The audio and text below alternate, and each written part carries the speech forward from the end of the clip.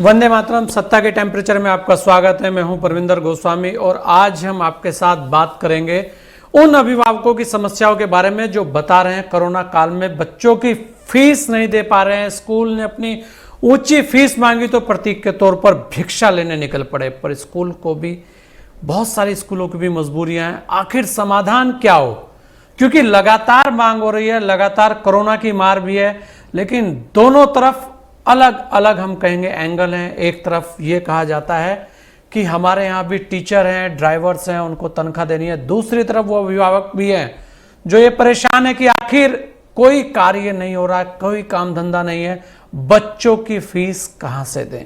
ऐसे बहुत सारे सवाल हैं। उसी पर हमारे साथ खास मेहमान जुड़े हैं, उनसे चर्चा करने से पहले पेश है एक खास रिपोर्ट।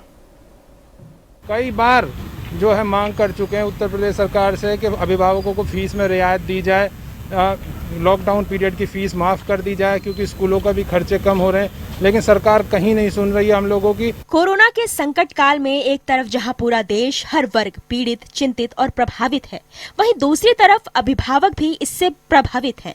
स्कूलों की मनमानी से परेशान अभिभावक फीस का अतिरिक्त बोझ उठा पाने में असमर्थ हैं। वहीं अभिभावकों ने एक अनोखा प्रदर्शन शुरू कर दिया है। फीस माफी की मांग को लेकर हाथों में कटोरा लेकर सड़कों पर उतर आए हैं, जिनके समर्थन में कई सामाजिक संगठन भी उनके साथ खड़े हैं। एक और लंबे समय से स्कूल बंद हैं, बच्चे ऑनलाइन पढ़ाई कर रहे हैं, तो दूसरी ओर अब कई राज्यों में स्कूल खोलने के बाद भी सामने आने लगी हैं। जहां कुछ लोग सरकार के इस फैसले को सही बता रहे हैं, तो ज्यादातर लोग अभी भी चाहते हैं कि स्कूल सावधानी बरतें, खास तौर पर उन बच्चों को लेकर जो बहुत छोटे हैं। वहीं एक सबसे बड़ा मामला जो स्कूलों से जुड़ा हुआ है और बहस का कारण भी बना हुआ है, वो है फीस। कई सारे स्कूल ऐसे हैं जो लगातार अभिभावकों से फीस की मांग कर रहे हैं, बावजूद इसके कि अभी लंबे समय से स्कूल खुले नहीं हैं। यहाँ तक कि कई प्रदेशों के सरकारों ने फैसला लिया है कि ट्यूशन फीस लेने के अलावा बाकी फीस माफ की जाए, लेकिन बड़े और रसूख वाले स्कूलों पर सरकारों के इस फैसले का असर दिखता नजर नहीं आया। देश भर के अभिभावक संगठन लगातार मांग कर रहे हैं कि ट्यूशन को छोड़कर अन्य फीस स्कूल माफ करे। कोरोना की वजह से जहां देश भर में लॉकडाउन रहा, तो लोगों की आमदनी पर इसका बुरा असर पड़ा। दूसरी तरफ कोरोना की वजह से 8 महीनों तक स्कूल भी बंद रहे, तो आखिर पूरी फीस क्यों दी जाए? सवाल प्रदेश के सरकारों से भी पूछा जा रहा है कि क्या कोरोना काल के रहते फीस माफ न करने की प्रवृत्ति सही है? ये मामला सिर्फ किसी एक प्रदेश से जुड़ा नहीं है, देश भर में इसकी प्रतिक्रिया हो रही है। प्राइवेट स्कूलों का भी अपना तर्क है। स्कूल कह रहे हैं कि इस पूरे लॉकडाउन के दौरान उन्होंने शिक्षक और कर्मचारियों को वेतन दिया है और कई खर्च भी उठाए हैं। ऐसे में बिना फीस लिए आखिर किस तरह भरपाई करेंगे? इस वक्त दोनों के अपने अपने पक्ष हैं, लेकिन जरूरत है केंद्र और राज्य सरकारों को मिलकर कोई ठोस समाधान निकालने की। Desk report, network 10। और इसी पर हमारे साथ सभी खास मेहमान जुड़ चुके हैं। हमारे साथ सीमा त्यागी जी हैं जो अध्यक्ष हैं पेरेंट एसोसिएशन गाजियाबाद से। हमारे साथ राजेश चमोली जी हैं, प्रवक्ता हैं कांग्रेस के उत्तराखंड से। हमारे साथ प्रदीप भटनागर जी हैं, दिल्ली से भाजपा नेता हैं। सबसे पहले मैं सीमा त्यागी जी आपके पास आना चाहूँगा कि जिस तरीके से लगातार मांग हो रही थी फीस को लेकर, उसमें बहुत सारे कारण भी हैं, जिसमें हम देखेंगे कि लगातार बहुत सारे लोग ऐसे हैं जो फीस दे पाने में समर्थ हैं और बहुत सारे ऐसे हैं जो असमर्थ हैं। ऐसे अलग अलग कैटेगरी है सब जगह। तो ऐसे में सभी की मांग ये हो कि फीस ना दी जाए। स्कूल के भी एक कारण है कि आखिर वो भी तो आगे सैलरी दे रहे हैं, टीचर्स भी हैं, वो भी सब आप ही के यहाँ के हैं। तो इसका समाधान कैसे निकाला जा सकता है? क्योंकि लगातार आप लोग भी सड़कों पर हैं और लगातार वो लोग भी न्यायालयों में हैं, लड़ाई चल रही है और देखने वाले लोग, केवल हम ये कहेंगे बड़े कटु शब्दों में कि देखने वाले लोग केवल मजा ले रहे हैं। आखिर उन राजनीतिक पार्टियों के लिए कोई मुद्दा नहीं है, और वो भी अब जब मुद्दे आते हैं तो वो अगर इसमें भी कुछ मुद्दा दिखता और कहीं बेनिफिट दिखते तो शायद इसका समाधान पहले ही हो चुका होता। सीमा जी। बिल्कुल सही आप कह रहे हैं। ये देखिए कि हमारे देश का दुर्भाग्य कि शिक्षा के क्षेत्र में, चाहे वो स्कूल हो चाहे वो अभिभावक हो, आपने बिल्कुल सही कहा कि अभिभावक सड़कों पर हैं और स्कूल न्यायालयों में हैं और देश की सरकार सोई हुई है कि शिक्षा के मुद्दे पर भी जो निर्णय होगा वो न्यायालयों के थ्रू होगा, उसको करने में सरकार असक्षम है। अभी आपने एक बात कही कि कुछ अभिभावक फीस देने में समर्थ हैं, कुछ समर्थ नहीं है। एक चीज मैं ये कहना चाहती हूँ कि इस कोरोना महामारी ने 8 महीने में पूरे विश्व को हिला दिया, पूरे विश्व में इसकी मार पड़ी है, हर एक व्यक्ति के ऊपर उसका असर पड़ा है, चाहे वो बहुत बड़ा बिजनेसमैन हो और चाहे वो एक रिक्शा चालक हो, और सबसे ज्यादा मार इसकी मध्यम वर्गीय परिवार पर पड़ी है। तो जहां एक राहत पैकेज के नाम पर अलग अलग क्षेत्रों में मोटी मोटी रकम डिक्लेयर की गई है, जहां एक तरफ प्रदेश में फिल्म सिटी बनाने की डिक्लेरेशन हो रही है, जहां एक तरफ मल्टीप्लेक्स की 6 महीने की लाइसेंस की फीस माफी का आदेश दिया जा रहा है, तो क्या अगर मध्यम वर्गीय परिवार के अभिभावक प्राइवेट स्कूलों की कोरोना काल की सिर्फ 3 महीने की फीस माफी की बात कर रहे हैं, तो क्या उसका निर्णय भी न्यायालय से होगा? जी, आपके पास इतना पैसा है कि आप प्रदेश में फिल्म सिटी बना सकते हैं, आपके पास इतना पैसा है कि आप मल्टीप्लेक्स की फीस माफ कर रहे हैं, और आप बात कर रहे हैं विश्व गुरु बनने की। क्या मल्टीप्लेक्स से विश्व गुरु बनेंगे आप? आपको अभिभावकों की फीस माफ नहीं करनी चाहिए थी? आपको ये नहीं पता कि मध्यम वर्गीय परिवार चारों तरफ से परेशान है इस वक्त? जो बिजनेस करते हैं उनकी दुकानें 4-4, 6-6 महीने बंद रही हैं, जो सर्विस करते हैं प्राइवेट सेक्टर में उनकी या तो नौकरी चली गई है या उनको सैलरी कम मिली है, इवन जो सरकारी नौकरियों में हैं उनके भी भत्ते कम कर दिए गए हैं। अगर दोनों हस्बैंड वाइफ जॉब करते हैं तो एक की खत्म हो गई है, कहीं कहीं दोनों की भी चली गई है। तो अगर ये मांग अभिभावकों ने की कि जिस दौरान कंप्लीट लॉकडाउन रहा आपका अप्रैल मई जून, उस दौरान की आप फीस माफ कर दीजिए, और जुलाई से क्योंकि स्कूल ऑनलाइन क्लासेस दे रहे हैं, मुझे एक चीज समझ नहीं आती कि क्या इसमें कोई हमें रॉकेट साइंस की जरूरत है कि जब स्कूल बंद है, स्कूलों का खर्चा कम हो रहा है, स्कूल सर्विसेज जो देते हैं उसमें सिर्फ ऑनलाइन क्लास दे रहे हैं, मेरा और आपका बच्चा स्कूल नहीं जा रहा, क्लासरूम में नहीं बैठ रहा है, एसी का इस्तेमाल नहीं कर रहा, टेबल चेयर का इस्तेमाल नहीं कर रहा, वहाँ की कंप्यूटर लैब का इस्तेमाल नहीं कर रहा, वहाँ की लेबोरेटरी में प्रैक्टिकल नहीं कर रहा है, और फीस मैं पूरी दूं उसकी? क्यों दूं भाई? कहाँ से दूं? जब मुझे सैलरी पूरी नहीं मिल रही है तो मैं फीस कहाँ से पूरी दूं? दूसरी बात, शिक्षा को अब सेवा तो कहना बंद ही कर देना चाहिए हमें, क्योंकि शिक्षा को सरकारों ने मिलकर पूर्ण रूप से व्यापार घोषित कर दिया है। तो अगर आप व्यापारी हैं तो क्या आप मुझे बताएंगे कि कौन सा ऐसा व्यापारी है जिसने इस कोरोना काल में घाटा नहीं सहा हो? कोई ऐसा व्यापारी है जिसको घाटे का सामना न करना पड़ा हो? सभी व्यापारियों को घाटा उठाना पड़ा है ना।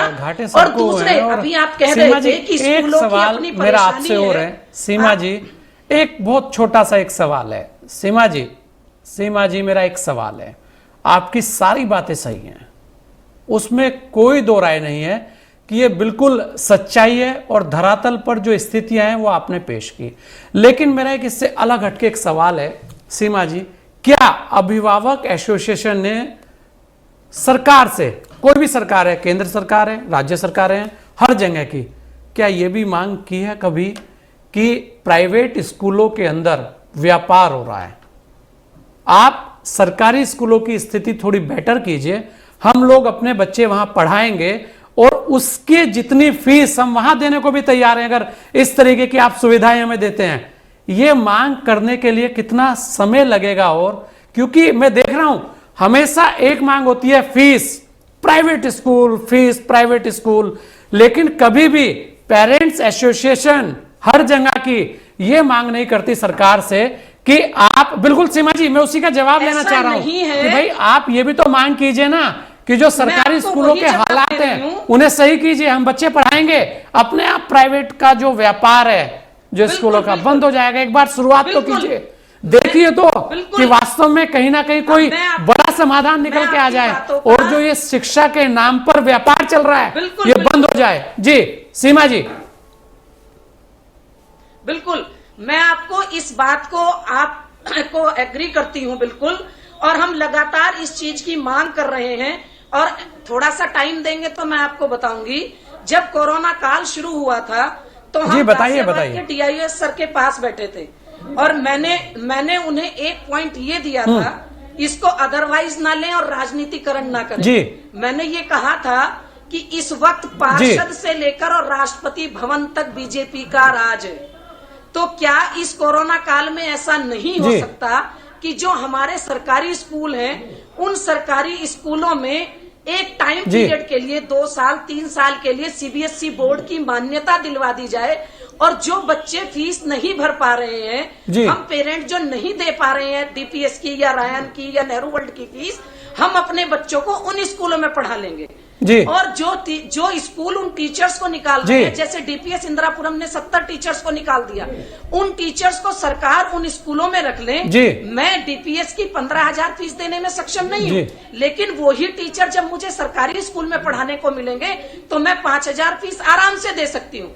तो उस पैसे से उन टीचर्स को भी सैलरी निकलेगी और बच्चों को भी पढ़ाई मिलेगी। दूसरी चीज, आपने कहा सरकारी स्कूलों की हालत सुधारें। सरकारी स्कूलों की हालत तो 100% सुधारनी ही है, क्योंकि मुझे ये कहते हुए बहुत कष्ट होता है, स्पेशली हमारे प्रदेश के सरकारी स्कूल अभी भी स्कूल जैसे नहीं लगते हैं। गाजियाबाद जिले के सरकारी स्कूलों में भी अभी भी टाट पट्टियां बिछ रही हैं। लेकिन एक जो प्रैक्टिकल प्रॉब्लम है वो ये है कि आप मुझे ये बताएंगे कि यूपी में कितने सरकारी स्कूल CBSE बोर्ड से एफिलिएटेड है, जहां मैं अपने बच्चे को DPS से या रायन से या अमेठी से या सन वैली से या सिल्वर लाइन से बिल्कुल सीमा जी, ये बात बिल्कुल ठीक है, लेकिन क्या कभी कोशिश हुई है? बोल देना ही काफी नहीं है, कोशिश कौन करेगा? ये तो अब मांग हुई है, ये कोरोना आ गया, कोरोना आया, फीस नहीं दी जा रही, व्यापार का पता लगा। ये आपने, ये मैं बिल्कुल एकदम कटु सत्य है, ये कोरोना आया तो लोगों को लगा कि वास्तविक स्थिति क्या है, तब पता लगा कि ये भी एक व्यापार है। और हमारे साथ राजेश चमोली जी भी हैं। राजेश चमोली जी, आप तो प्रवक्ता हैं कांग्रेस के, आखिर अभिभावक किस कदर परेशान हैं, लेकिन आपके नेता क्या बोलते हैं? यह मुद्दा नहीं है कि कैसे सुधार हो शिक्षा में, यह मुद्दा नहीं है कि प्राइवेट स्कूल की स्थिति क्या है, इस पे भी बात होनी चाहिए। जब राजनीति करनी है तो राजनीति में विषय सभी रखने चाहिए। यह नहीं होता कि आपको जो पसंद आया उसे रख लिया, जो नापसंद आया उसे छोड़ दिया। क्योंकि आज बहुत बड़ा एक सवाल है कि जिस तरह से, और ये कोई अभी का नहीं है, अगर हम ये कहें कि इस सरकार में सब हो गया, उस सरकार में नहीं था, शुरू से आज तक के हालात देखिए, जो सरकारी स्कूल है उनकी स्थिति क्या होती जा रही है राजेश जी।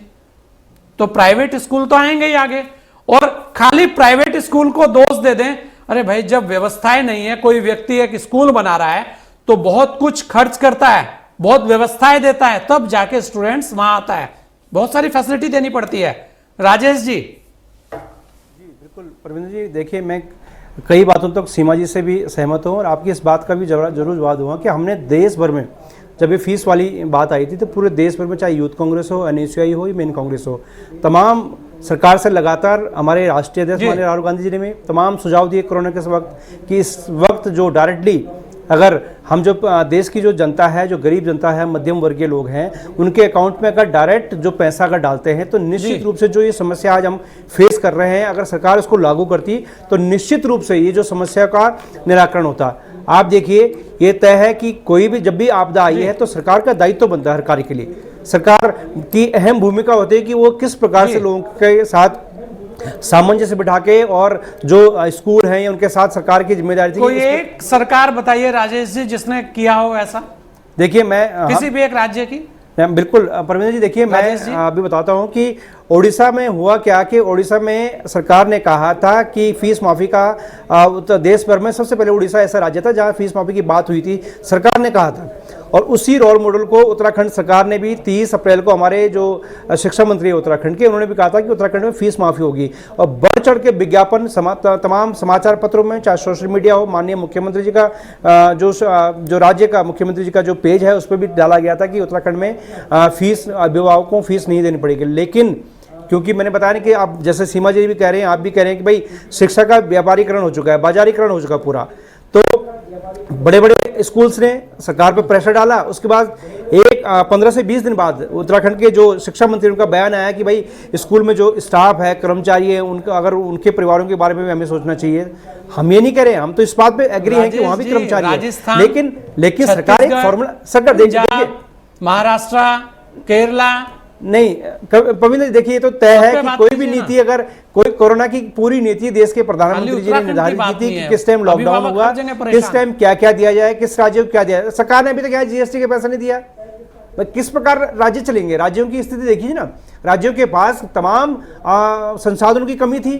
केंद्र सरकार की नैतिक जिम्मेदारी थी कि इस टाइप का एक फॉर्मूला तैयार किया जाए कि जैसे मैं उत्तराखंड की बात करूं, उत्तराखंड में यहाँ पे ट्यूशन फीस ली जा रही है। अब ट्यूशन फीस क्या है? 3500, 3200, 4000, ये छोटे बच्चों की जो नर्सरी में, प्ले में या फर्स्ट सेकंड में है, उन बच्चों की फीस है। अब अभिभावक कहाँ से देगा? आपने देखिए मध्यम वर्गीय स्थिति परिवारों की ऐसी स्थिति थी कि वो बेचारा ना रो पा रहा है ना हंस पा रहा है। भाई जो बिल्कुल नीचे डाउन थे वो तो केवल खाने के लिए कह रहे थे, भाई हमें खाना दीजिए, हमें वो दीजिए। लेकिन जो मध्यम वर्गीय परिवार था, उसकी स्थिति ऐसी थी कि बेचारा वो पूरे जीवन उसका EMI पर चल रहा है। अब सरकार की, मैं बता रहा हूँ, सारी जिम्मेदारी, नैतिक जिम्मेदारी सरकार की थी। जब भी देश में कोई आपदा या संकट आता है तो उसमें सरकार के दायित्व, सरकारें हर जगह है। राजेश जी, आपका कहना ठीक है, लेकिन सरकार सब जगह की है। कोई एक सरकार तो बताइए जिसने कुछ अच्छे इस तरीके के निर्णय लिए हो कि अभिभावकों को कुछ ना कुछ फायदा दिया गया। अब अगर GST नहीं दिया तो उसका पैसा भी क्या अब अभिभावक अपनी जेब से देंगे? ये भी एक बड़ा सवाल है। हमारे साथ प्रदीप भटनागर भी हैं दिल्ली से। आप प्रदीप जी, जिस तरीके की बातें लगातार सामने आपके आ रही है, आपके सामने कांग्रेस के प्रवक्ता राजेश जी ने भी अपने विचार रखे, सीमा जी ने भी अपनी बातें कही, और एक बात बड़ी अहम और उन्होंने कही कि हम ये प्रस्ताव भी दे रहे हैं कि सरकारी स्कूलों के अंदर आप व्यवस्थाएं कीजिए, हम बच्चों को वहां पढ़ाने के लिए तैयार हैं। आपत्ति कहां, दिक्कत कहां? दूसरा, प्रदीप जी, वास्तविकता तो यही है कि हालत आपके सामने है, आर्थिक स्थिति आपके सामने है, उसमें कोई दो राय नहीं। और अगर 3 महीने की फीस माफ भी हो जाती है तो कितना बड़ा पहाड़ टूट जाएगा? प्रदीप जी, क्या दिक्कत है? समस्या का समाधान करने कौन आगे आएगा? हर चीज जहां अपना मतलब आए तो सामने आ जाए, और जहां अपना मतलब ना रहे तो न्यायालय को आगे कर दिया जाए कि भाई वहां से होगा सब कुछ। जी प्रदीप जी, मैं थोड़ा सा देखिए, मैं प्रणाम करूंगा। पहले दूसरी चीज ये है, जैसे आप कह रहे हो जो सरकार अपने मतलब आए तो नहीं, ये सरकार जनता की चुनी सरकार है, जनता के लिए सरकार है, चाहे केंद्र में हो या उसके अंदर। पहले चीज तो ये बता दूं मैं जी। दूसरी चीज क्या बताऊं, जो अब स्कूलीकरण जो आप बता रहे हो ना, उत्तर प्रदेश में जब से योगी जी की सरकार आई है जी, जो बेसिक शिक्षा छोटे स्कूल थे बच्चों के 5वीं क्लास तक के, उनकी माली हालत ऐसी थी क्योंकि 17 साल बाद 18 साल सरकार आई है जी। एक कोच स्कूल का बिल्कुल, हम उत्तर प्रदेश की बात नहीं कर रहे हैं प्रदीप जी, हम पूरे देश की बात कर रहे हैं।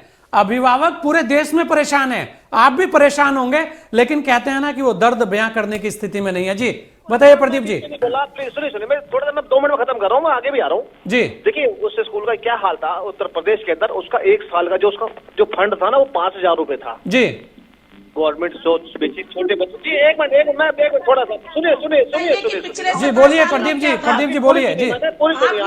जी सीमा जी, मैं आपके पास ही आऊंगा लास्ट में, जरा प्रदीप जी से सुन लें जी। आपका बहुत लंबा सुना मैंने आपका। नहीं बिल्कुल प्रदीप भाई बोलिए जी, बोलिए। इतने बड़े आपने स्कूलों के नाम लिए, आज सक्षम थे तो आपने पढ़ाया उसमें जी, चाहे मेरे बच्चे हो या आपके बच्चे हो। जी प्रदीप जी बोलिए जी। स्थिति चेंज है लॉकडाउन की वजह से, बिल्कुल वो आपके सबके साथ है जी। उस चीज के लिए सरकार ने ऐसा नहीं करा, जिले को दे रखा हर DM को जो चीज करनी हो, चाहे वो उत्तराखंड की सरकार हो, चाहे यूपी की सरकार हो, कहीं की सरकार हो जी।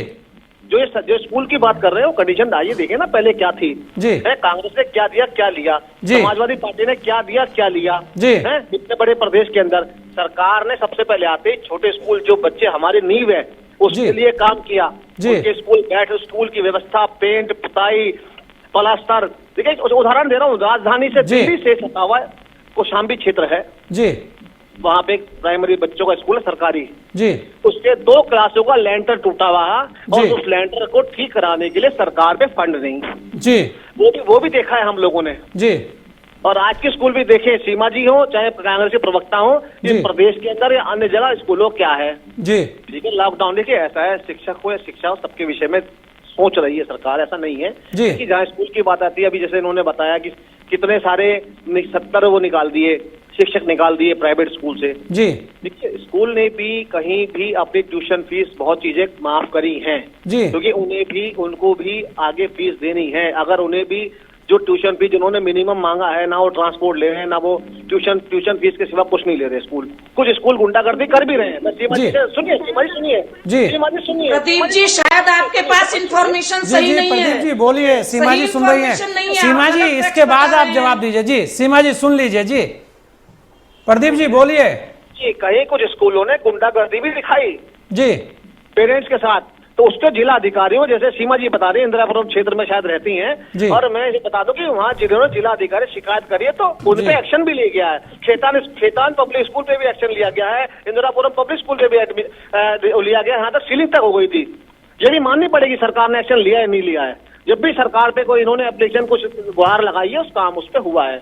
और ऐसा नहीं है, सबके बच्चे पढ़ रहे हैं, चाहे वो नेता हो या अभिनेता हो या जनता हो, सबके स्कूल में बच्चे पढ़ते हैं। देखिए, अब स्कूल में प्रदेश के हो या किन्हीं भी स्कूलों में उन्हें विकासीकरण शुरू हुआ है जी। अभी सरकार कहाँ अपने को लगी है, थोड़ा समय और लगेगा, ये भी चीजें खत्म हो जाएगी जी। मगर लोगों को क्या है, अपना स्टैंडर्ड मेंटेन करने के लिए गवर्नमेंट स्कूल जो है अब उन्हें वो लगते हैं क्या नाम, ये मेरे बच्चों का स्टैंडर्ड लायक नहीं है जी। हम ऐसा सीमा जी हंसने की बात नहीं है, ये शर्मिंदगी की बात है जी। आप और मेरे लिए। अगर ये कांग्रेस अगर कांग्रेस प्राइवेटीकरण नहीं करती शिक्षा का, तो आज ये नौबत नहीं आती जी। तो उसे सही करवा दीजिए प्रदीप जी। आपको पता है बातें हैं। और प्रदीप जी आप ये बताइए। सीमा जी मैं आप ही के पास आ रहा हूँ। सीमा जी, वास्तविकता तो यही है कि कहीं ना कहीं दोष जो है सरकारों को देने की जगह अगर काश हम लोग इस चीज को पहले समझ जाते और जो सरकारी स्कूल हैं उनकी स्थिति को सुधारते और जितने पैसे वहां दे रहे उससे आधे पैसे देते तो टीचर वहां पे अच्छे हैं। ऐसा नहीं है। आप ये बताइए सीमा जी, जब बच्चा इंटर पास करके जाता है तो क्यों गवर्नमेंट कॉलेज की मेरी बात सुनेंगे आप? क्यों कहते हैं कि मेरा बच्चा डॉक्टरी करने जाएगा तो एम्स में जाएगा, गवर्नमेंट में जाएगा, तब क्यों प्राइवेटीकरण की बात नहीं करते? तो दोस्त तो है ही ना। जी सीमा जी बोलिए। आप मेरी बात तो सुनिए। आप मैं आपकी सारी बातों का जवाब दूंगी, मैं आपकी सारी बातों का जवाब दूंगी जी। एक बार प्रदीप जी को कहिए जरा सुने। प्रदीप जी को गलत फैक्ट्स पता है। हाँ, सुनेंगे वो जी, बिल्कुल बोलिए। स्कूल ने ट्यूशन फी लेने का सर्कुलर नहीं दिया, सिर्फ दिल्ली में ये आदेश है कि ट्यूशन फीस लेंगे स्कूल। यूपी में ना तो सरकार ने ये आदेश दिया कि स्कूल ट्यूशन फी लें, ना ही किसी स्कूल ने ये किया कि हम सिर्फ ट्यूशन फी लेंगे। इस यूपी में आदेश आया कि ट्रांसपोर्टेशन फीस नहीं लेंगे। अब आप एक चीज ये बताइए कि जब बस में आप जा ही नहीं रहे हैं 8 महीने से, उसके बाद भी क्या स्कूल उन बसों की मुझसे फीस लेगा? दूसरी बात, जो बात कर रहे हैं कि सरकारी स्कूलों की तरफ नहीं बोल रहे हैं, एक सिर्फ छोटा सा क्वेश्चन ये पूछना चाहती हूं मैं आपसे कि मेरा बच्चा सीबीएसई स्कूल में पढ़ता है जी, और मैं उसको सरकारी में पढ़ाना चाहती हूं, तो आप मुझे ये बताइए कि पूरे प्रदेश में कितने सीबीएसई से एफिलिएटेड स्कूल हैं? सिर्फ एक सेंट्रल स्कूल है कमला नेहरू नगर में, एक। पहले आपको शुरू से याद आ रहे हैं प्रदीप जी, आपको मुझसे बहस। प्रदीप जी एक बार सुन लीजिए। प्रदीप जी बताइए, एक बार सुन लीजिए सीमा की बात भी। जी सीमा जी बोलिए। बहस करनी है या फैक्ट सुनने हैं? आपको अगर मुझसे पर्सनल बहस करनी है तो कहीं और कीजिएगा, अभी रख देते हैं फैक्ट्स। बात यह है कि बच्चे पढ़ते, जो मिडिल क्लास फैमिली है उनके सबके बच्चे सीबीएसई बोर्ड में पढ़ते हैं। अब आप ये मत कहिएगा सीबीएसई बोर्ड में क्यों पढ़ा रहे हैं, क्योंकि सीबीएसई बोर्ड पूरा हिंदुस्तान में सेंट्रली बोर्ड है। एक छोटी सी बात ये थी कि इस बार पेरेंट्स ने ये डिमांड रखी कि सीबीएसई बोर्ड की जो रजिस्ट्रेशन फीस होती है वो 9th से 12th तक की रजिस्ट्रेशन फीस पिछले साल ही सीबीएसई ने बढ़ाई थी और 1800 रुपए 10th के बच्चे को देने पड़ रहे हैं और लगभग 3000 रुपए 12th के बच्चे को देने पड़ रहे हैं। और सीबीएसई पूरी तरीके से सेंट्रल गवर्नमेंट के अंदर आता है। तो क्या इतना भी फंड नहीं है सरकार के पास कि सीबीएसई बोर्ड को फंड देते और उनसे कहते कि इस बार बच्चों के ऊपर फीस का दबाव न डाला जाए रजिस्ट्रेशन का? वो भी नहीं हुआ। दूसरे प्रदीप जी जो कह रहे हैं कि स्कूलों ने ट्यूशन फी ली है, प्रदीप जी अपनी चीजें करेक्ट कर लीजिए। आप दिल्ली से हैं, दिल्ली सरकार ने डिसीजन दिया है कि दिल्ली के स्कूल सिर्फ ट्यूशन फी लेंगे। यूपी की सरकार ने ऐसा कोई डिसीजन नहीं दिया। यहां सिर्फ ये आया कि स्कूल ट्रांसपोर्टेशन फीस नहीं लेंगे और कोरोना काल में फीस नहीं बढ़ाएंगे। अब मुझे ये बताइए कि क्या ये डिसीजन है? जब बस चल ही नहीं रही स्कूल की, मैं बस में बैठ ही नहीं रहा हूं, तो क्या मैं उसकी फीस दूंगा? और इस कोरोना काल में जब किसी को प्रॉफिट नहीं हो रहा, तो क्या स्कूल फीस बढ़ाने के अधिकारी हैं? आपने तो ये भी नहीं कहा ट्यूशन फी ले लीजिए। यहाँ के जो शिक्षा मंत्री हैं वो तो ये कहते हैं कि प्राइवेट स्कूलों का अहित नहीं होने देंगे। रही बात की सरकारी स्कूलों की, मैं आपको लिख कर देने को तैयार हूं कि जिस दिन आप सरकारी स्कूलों को सीबीएसई बोर्ड से एफिलिएटेड करा देंगे, उस दिन सारे मिडिल क्लास के बच्चे उन्हीं में पढ़ेंगे।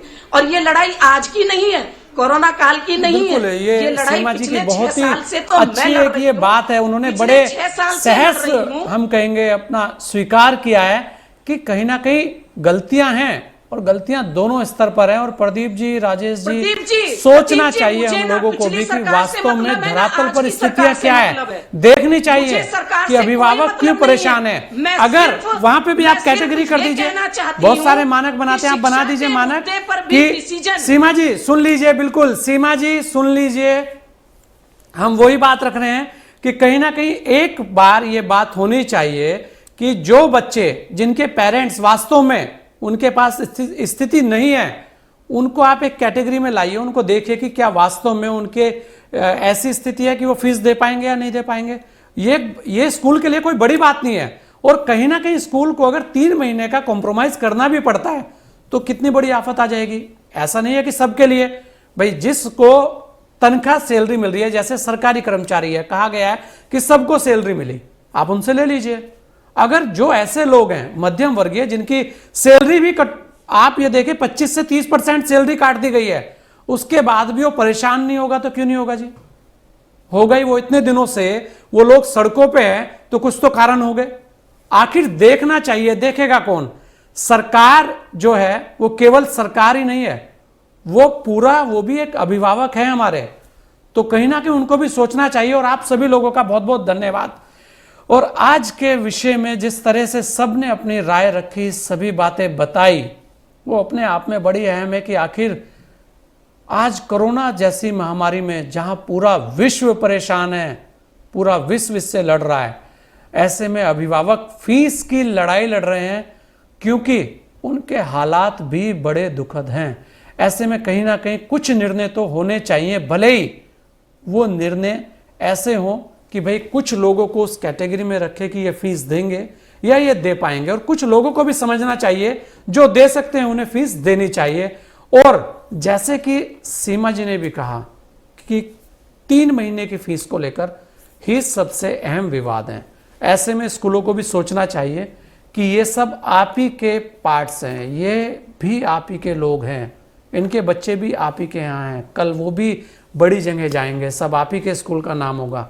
तो कहीं ना कहीं दोनों तरफ से सबको सोचना चाहिए और वास्तव में अब इसका समाधान निकलना चाहिए, क्योंकि सड़कों पर उतरकर भीख मांग लेना या उस तरीके की किसी भी बात को दिखाना कहीं ना कहीं जताता है कि वास्तव में आज स्थिति कितनी बुरी है। सत्ता के टेम्परेचर में इतना ही दीजिए मुझे इजाजत। जय हिंद।